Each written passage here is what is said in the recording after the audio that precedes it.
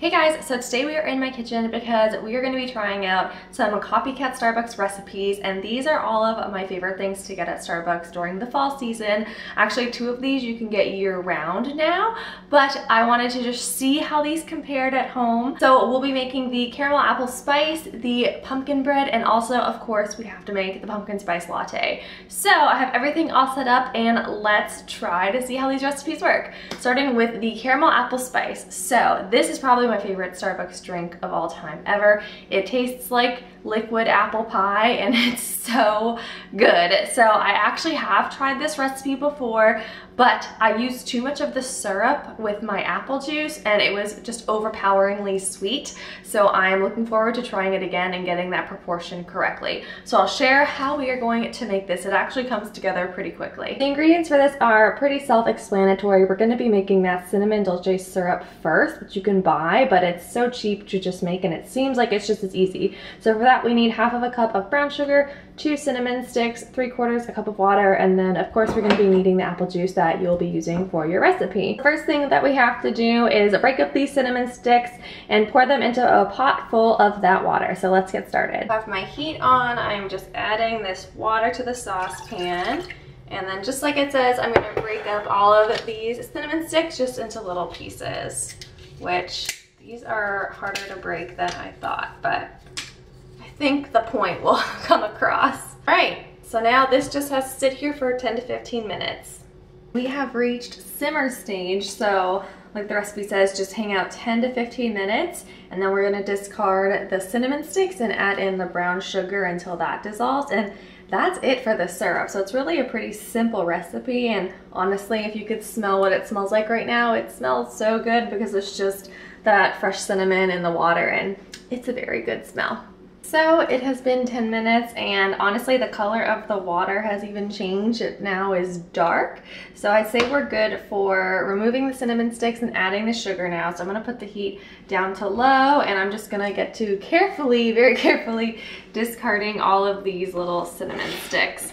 I guess it would work too if you used a sieve to get rid of them, but honestly, I don't really care about being all too precise. Just as long as I get all the big chunks of cinnamon out, I'm gonna be fine because they'll just float to the bottom. Now I've gotten all the particles of cinnamon out of here, so I'm gonna add in my brown sugar and then just simmer this until the sugar's dissolved, and that is it for our cinnamon Dolce syrup.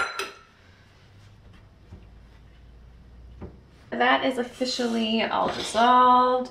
It has to cool now, and I have everything all ready, but I'm just gonna take it off of the element just so it can cool down a little bit. I'm just gonna spoon a little bit of the syrup in. I'm not starting with a lot because I learned my lesson last time. So let me start with this and do a little taste test before I commit to the amount I'm supposed to put in. I'm just gonna do a little bit more, and honestly, it's could be fine now, but I want to like get the full experience here, so adding just a little bit more to my cup of apple cider now. It was apple juice just a few seconds ago, and now I'm going to dress it all up. So I have some whipped cream. I'm gonna dollop on top of it.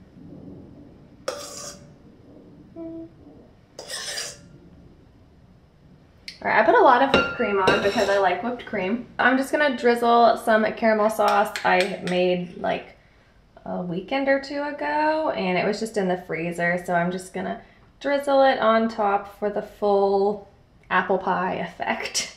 It's basically like the ice cream and the syrup you would put on top if you're into that kind of thing. When you take a sip of this, it's supposed to taste like an apple pie, so we'll see if I somehow achieved that. Very apple pie. This is good. So much better with less syrup. Keep in mind, I will link this recipe below, but do not put as much syrup as is called for in the recipe, otherwise you may end up just throwing it away and it'll be really sad. But yes, I consider this a complete copycat win. I will for sure be making this again this fall season. We are on to the Starbucks pumpkin bread, which I'm so excited to recreate because I have been a fan of their pumpkin bread for so long, and something I was looking for in particular when finding this recipe was that it had to have those pumpkin seeds on top, and there were so many copycats that didn't have that. But to me, if I'm gonna copycat that Starbucks recipe, I need to have those pumpkin seeds just to give it that look that you always expect to see when you go into Starbucks asking for your favorite slice of their bread. So let's get into making this recipe. I've made quite a few pumpkin loaves in my lifetime, but I've never really tried a dupe for the Starbucks one. So I'm curious if this is gonna turn out. I have really high hopes, so fingers crossed it does. By the way, I'm still just sipping on my caramel apple spice because it's so good. Just please make this if you love apple cider and apple pie. Enough talking about this drink. On to the next copycat recipe here. Let me show you all the ingredients that I have all laid out for us already. All right, so starting off, we have 3 eggs, a cup and a half of pureed pumpkin, which ended up being about a can, 2/3 cup of some vegetable oil, and then we're gonna move down a little bit more. We have a 1/4 cup of brown sugar, 1 cup of white sugar, 1½ cups of flour, 2 teaspoons of vanilla back there, and then I have this little bowl here. In this bowl, I have 2 teaspoons of pumpkin pie spice, 1 teaspoon of baking soda, 3/4 teaspoon of baking powder, and 1/2 teaspoon of salt. And then for that topping that I was not going to settle for anything less, I have the pumpkin seeds. These were already roasted and salted, so I hope that doesn't matter, but they were the only ones I could find. And then just a tiny bit of honey and a tiny bit of vegetable oil. We'll get mixed in with those at the end. So for starters, we're going to whisk our 3 eggs together in a bowl first, so let's get to that. This has just now become my discard little bowl for the duration of the day here. So let's start cracking this. Hope you can see that I'm whisking. Now I'm going to add in my pumpkin puree.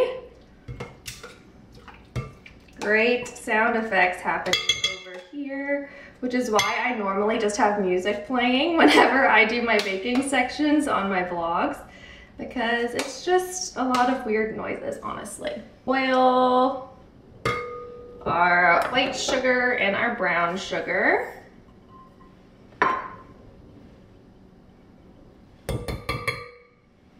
And our 2 teaspoons of vanilla. What I'm liking about this recipe, it is a 1 bowl recipe. So I actually have multiple bowls because I'm just showing it for the effect, but really this can all be done in 1 bowl, and you don't find that a lot in baking. So I'm really happy about that, and hopefully it turns out well. Now I'm just gonna mix the flour and then all of our spices and our baking powders and baking soda all back into this bowl. And this is the part where we just cannot over mix it. We're just gonna very gently kind of mix the flour together. But because I already have my flour in a bowl here, I'm gonna go ahead and mix my dry ingredients into the flour just so I can make sure that it's all incorporated well before it goes into the wet mixture. This is kind of unnecessary because the recipe doesn't tell you to do it, but this is just what I wanna do to make myself feel a little bit better. So it's kind of like a 2 bowl recipe for me, but the point is, you don't have to do this. So far, so good. Just gonna add in our dry ingredients and then just kind of slowly, gently turning it in.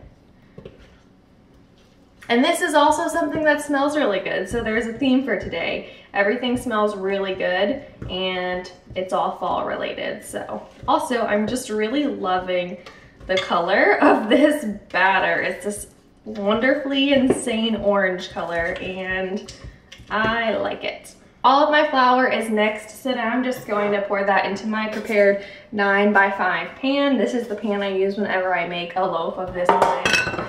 So I'm just gonna pour this all in and then smooth the top. It is all in the pan, so we're just gonna mix together the topping. So it's really a small amount. It's a 1/3 cup of the pumpkin seeds and then just 1 teaspoon of honey and then a 1/4 teaspoon of the sunflower oil, or in this case, I just have vegetable oil on hand. It says that you should microwave your honey to make it easier to stir, but whatever, it's fine. Just a tiny, tiny bit of the vegetable oil. That's probably enough. Now we're just gonna scatter the pumpkin seeds over top. So just scattering them. This is gonna be a pretty hefty topping of pumpkin seeds. Honestly, I think this is a lot more than is called for in the actual Starbucks loaf. I feel like you just get a couple here and there, but there's a lot of pumpkin seeds to go around, which is fine because I paid $4 for them, so I really want to be able to taste them. This is what it looks like. It looks very pumpkin loafy. I have good feelings about this one going in. All right, we are on to the final recipe, which is the pumpkin spice latte, and this recipe I found was so easy. It's definitely the easiest of them all so far, and none of them have been that hard. For this recipe, we need half of a cup of milk, half of a cup of coffee, 2 tablespoons of pumpkin puree, half a teaspoon of pumpkin pie spice, and a tablespoon and a half of sugar. And then you just put everything in a pot on the stove until it's all hot and heated together, and top with whipped cream and pumpkin pie spice. So this one's super easy, and I'm super excited to see how it tastes. Let's get to combining everything here. I'm gonna add my milk, my coffee, which I just made. I haven't had coffee in a while. This is decaf. A tablespoon and a half of white sugar. So this is a 2 tablespoon spoon. I'm just gonna do a little less than the full 2 tablespoons. Half of a teaspoon of our pumpkin pie spice. Stuff is essential this time of year. And of course, you have to have some pumpkin in it. This is a more authentic recipe. It's not like an artificial sweetener or anything like that, so I kind of like it. And we'll just mix it all in. That's pretty much gonna be it, which is amazing how you can make one so quickly. Once again, I hate to keep saying this, but this smells really, really good. So, everything in this video I've been making so far has smelled amazing. Once this gets up to a simmer, we'll be able to drink it. And as you could maybe see, I did bring out my Pumpkin Spice Life mug. I thought it was appropriate for this drink. I would say we are done at this point. I'm gonna go ahead and pour it into my Pumpkin Spice Life mug because pumpkin spice is life, I agree. It looks very pumpkin latte-y, and oh, it definitely smells like a pumpkin spice latte. So I'm gonna put some whipped cream on it and then some pumpkin pie spice to complete, I wanna say to complete the outfit, but yeah, you know what I mean. All right. Let's do a taste test of this pumpkin spice latte to see how it compares. I have high hopes just because it smells like one, and I feel like if it smells like it, it's gonna taste like it. Also, I'm afraid that it's gonna be really hot. So, okay, let's do this.